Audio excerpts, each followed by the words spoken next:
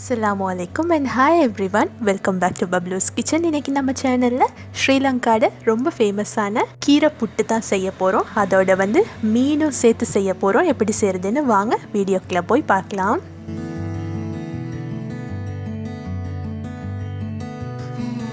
அதுக்கு நான் இன்னைக்கு ஒரு 3 கப் அளவு அவிச்ச கோதுமை மாவு எடுத்துர்க்கேன்.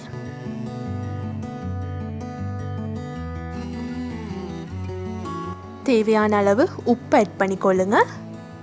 உப்பையும் மாவையும் சேர்த்து நல்லா மிக்ஸ் பண்ணிக்கொள்ளுங்க.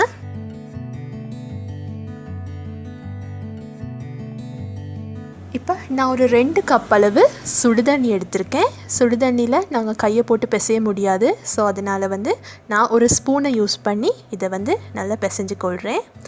முதல்ல ஏன் நம்ம அவிச்ச கோதுமை மாவு எடுக்கணும் அப்படின்னு பார்த்தீங்கன்னா, அவிச்ச கோதுமை மாவு தான் இதுக்கு ரொம்ப நல்ல டேஸ்ட்டை கொடுக்கும். இது குரக்கம்மாலையும் செய்வாங்க, அப்படி இல்லாட்டி அரிசி மாவுலையும் செய்வாங்க. இன்றைக்கி நான் கோதுமை மாவு தான் எடுத்திருக்கேன். ஸோ இன்ஷா அல்லாஹ் அரிசி மா குரக்கம்மா ரெசிபியெல்லாம் உங்களுக்கு வேணும் அப்படின்னா கமெண்ட் பாக்ஸில் எனக்கு தெரியப்படுத்துங்க. இன்ஷா அல்லாஹ் நானும் அதையும் செஞ்சு காட்டுறேன் உங்களுக்கு. இப்போ சுடுதண்ணியை போட்டு நல்லா இந்த மாதிரி மசிச்சு அதை மிக்ஸ் பண்ணிக்கொள்ளுங்க. இந்த மாதிரி ஒரு அகலமான பாத்திரம் எடுத்துக்கொள்ளுங்க. நான் சஹன் தான் எடுத்திருக்கேன். ஸோ அப்போ தான் உங்களுக்கு மிக்ஸ் பண்ணுறதுக்கு ஈஸியாக இருக்கும்.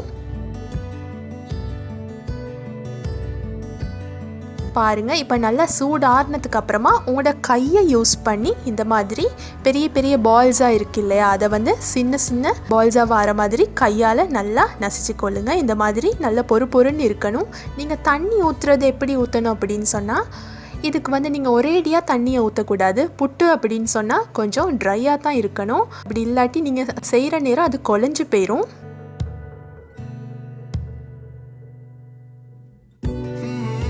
இப்போ இதை நாங்கள் இன்னும் கொஞ்சம் சின்னதாக்குறதுக்கு, அதாவது பெரிய பெரிய கட்டியாக இன்னும் இருக்கும் கையால் நாங்கள் எப்படி பிசைஞ்சாலும், ஸோ அதை இன்னுமே சின்னதாக்கி கொள்றதுக்கு நான் ஒரு டம்ளரை யூஸ் பண்ணி இதில் கொத்தி கொள்கிறேன். இப்படி உங்கள்கிட்ட டம்ளர் இல்லாட்டி நீங்கள் ஏதாவது டின்னை யூஸ் பண்ணி சரி இப்படி நல்லா கொத்தி கொள்ளலாம். அப்போ உங்களுக்கு நல்ல சின்ன நல்ல பொறுண்டு ஒரு மாவு கிடைக்கும்.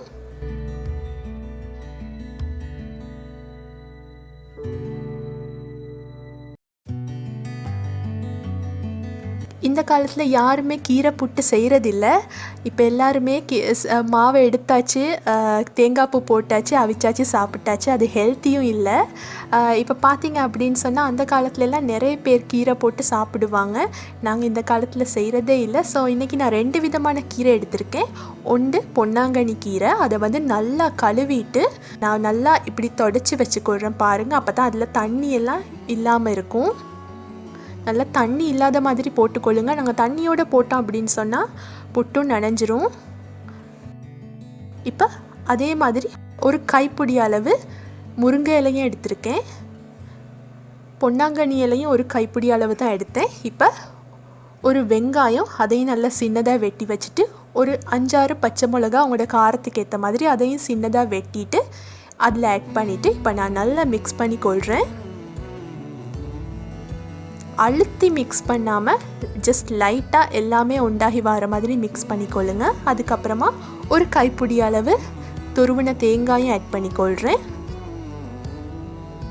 இதுக்கு நீங்கள் எந்த கீரை வேணுண்டாலும் யூஸ் பண்ணலாம். அதாவது சிறுகீரை யூஸ் பண்ணிக்கொள்ளலாம், அப்படி இல்லாட்டி கங்குன் கீரை யூஸ் பண்ணிக்கொள்ளலாம், பசலிக்கீரை கூட யூஸ் பண்ணிக்கொள்ளலாம். இப்போ இது ஆப்ஷனல் தான். நான் மீன் கொஞ்சம் எடுத்து அதை உப்பு, மஞ்சத்தூள், மிளகாத்தூள் எல்லாம் போட்டு அதை கொஞ்சம் பொரிச்சு எடுத்து வச்சுக்கொள்கிறேன். நல்லா டீப் ஃப்ரை பண்ணி எடுத்து அதை ஷ்ரெட் பண்ணி வச்சுருக்கேன். இப்போ அதில் அதையும் ஆட் பண்ணிக்கொள்கிறேன். உங்களுக்கு எந்த விதமான மீனும் சேர்த்துக்கொள்ளலாம். முள் இல்லாத மீனாக பார்த்து எடுத்துக்கொள்ளுங்க. நீங்கள் இறால் கூட போட்டுக்கொள்ளலாம், அதுவும் நல்ல டேஸ்ட்டாக இருக்கும். அப்படி உங்களுக்கு மீன், இறால் ஒன்றும் சேர்க்க விருப்பம் இல்லாட்டி நீங்கள் நார்மலாகவே கீரையோடு செஞ்சு கொள்ளலாம். மீன் போட்டிங்கன்னா இன்னும் ரொம்ப நல்ல டேஸ்ட்டாக இருக்கும். இப்போ புட்டு ரெடி ஆயிடுச்சு. ஸ்டீமரில் தண்ணி வச்சுட்டு அதை கொதிக்க வச்சுருங்க. இப்போ எப்படி செய்கிறதுன்னா, கீழே அடியில் கொஞ்சம் தேங்காய் பூ போட்டுக்கொள்ளுங்க, 1 டேபிள் ஸ்பூன் அளவு. அதுக்கப்புறமா நாங்கள் செஞ்சு வச்சுருக்கிற புட்டை இதில் போட்டுக்கொள்ளலாம். அப்படி லேயர் பை லேயராக நீங்கள் செஞ்சு கொள்ளுங்க. அதுக்கப்புறமா கொஞ்சம் தேங்காய் பூ, அதுக்கப்புறம் புட்டு, இப்படி மாறி மாறி செஞ்சுட்டு ஒரு 3லேருந்து 4 நிமிஷம் இதை வந்து ஸ்டீம் பண்ணி எடுக்க வேண்டியதான். சில பேர் ஸ்டீமரில் வச்சும் ஸ்டீம் பண்ணுவாங்க. நான் வந்து இன்றைக்கி புட்டுக்குழல் தான் எடுத்திருக்கேன். இதில் செஞ்சால் பார்க்குறதுக்கு அழகாக வரும்.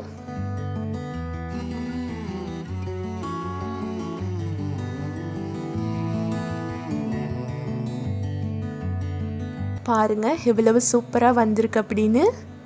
இந்த கீரையோட வாசமே செம்ம வாசனையாக இருந்துச்சு. வீடு ஃபுல்லாக சூப்பராக வாசனையாக இருந்துச்சு. நல்லா சாஃப்டாகவும் வந்திருக்கு. பாருங்கள் ஆவி பறக்க பறக்க இதை சுட சுட தான் சாப்பிடணும். கறியே தேவையே இல்லை, சும்மாவே சாப்பிட்றலாம். அப்படி நல்லா இருக்கும் இது.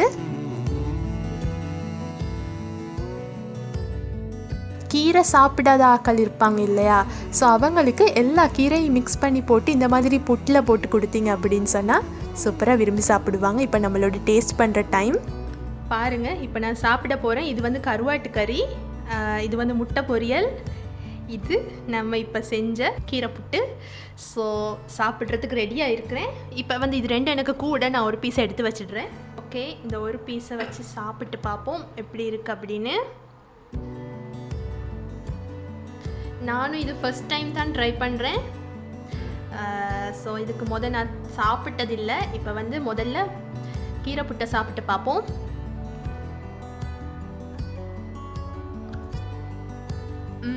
ரொம்ப நல்லா இருக்கு. இது கீரை தானா அப்படின்னு சந்தேகமும் இருக்குது. இந்த கீரையே விளங்குதில்லை இது கீரையா அப்படின்னு சொல்லி. நார்மலாக நாங்கள் வந்து ஒரு ஃப்ரைட் ரைஸ் சாப்பிட்ற ஃபீலிங் வருது, அந்த மாதிரி தான் இருக்குது இந்த புட்டும். நல்லா இருக்குது சொல்ல போனால். அந்த உள்ளுக்கு வெங்காயம், பச்சை மிளகாயெல்லாம் கொஞ்சம் நிறைய போட்டிருக்கோம், அதனால் வந்து நல்ல உரைப்பாக நல்லா இருக்குது. முட்டை பொரியலோடு சாப்பிட்டு பார்ப்போம். சான்ஸே இல்லை, சூப்பராக இருக்குது. நல்லா சாஃப்டாக இருக்குது பாருங்கள். கட்டாயம் ட்ரை பண்ணி பார்க்கணும். இப்போ கருவாட்டு ஆணத்தை ஊற்றி சாப்பிட்டு பார்ப்போம். கருவாட்டு ஆணத்தை போட்டு பிசைஞ்சு அதுக்கப்புறமா முட்டை ஒரு துண்டையும் தொட்டுட்டு சாப்பிட போகிறேன். சூப்பராக இருக்குது, சான்ஸே இல்லை, செம்மையாக இருக்குது.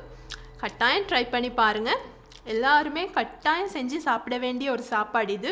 நான் என்ஜாய் பண்ண போகிறேன். ஸோ இந்த ரெசிபி உங்களுக்கு பிடிச்சிருந்தா கட்டாயம் மறக்காமல் லைக் பண்ணுங்கள், ஷேர் பண்ணுங்கள், கமெண்ட் பண்ணுங்கள். என்னோட சேனலுக்கு கட்டாயம் சப்ஸ்கிரைப் பண்ணிக்கொள்ளுங்க. அதோட பெல் ஐக்கனையும் கிளிக் பண்ணிக்கொள்ளுங்க. இன்னொரு நல்ல வீடியோவில் உங்களை சந்திக்கிற வரைக்கும் டேக் கேர் அண்ட் பை.